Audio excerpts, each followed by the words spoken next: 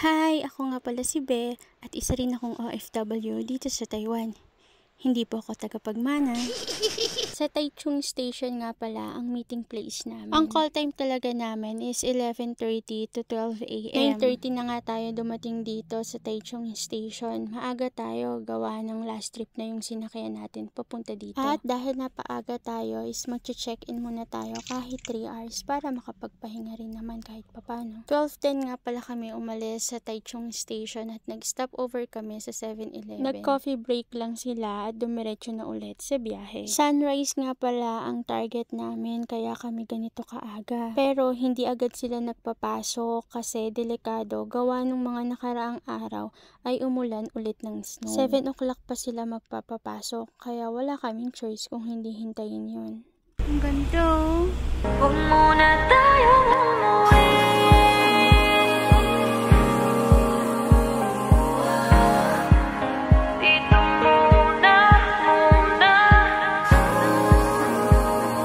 This is my fourth mountain. Welcome to me, Hehusha North Peak.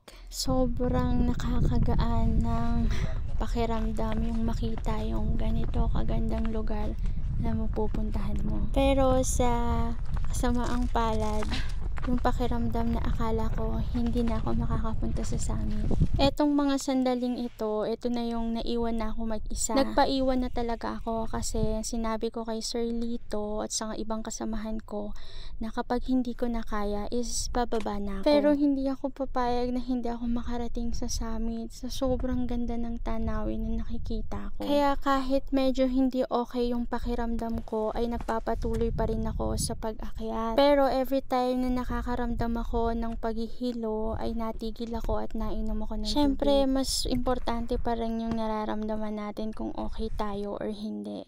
At nung nalagpasan ko yung tuktok na iyon, ay eto na ang bumungad sa akin, ang patag na daan. Parang magic or nag-inarte lang. Alam mo yun, biglang nawala yung hilo ko or siguro gumana na lang yung gamot na ibinigay sa akin. Alam nyo, ang bait ng foreigner na yan. Nag-ask siya kung gusto ko daw magpa-picture sa kanya. Syempre, hindi tayo tumanggi sa sobrang ganda ng view.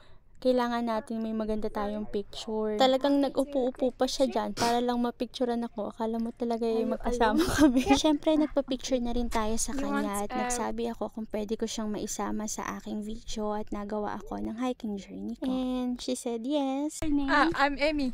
Hi. Nice to meet you. Nice to meet you.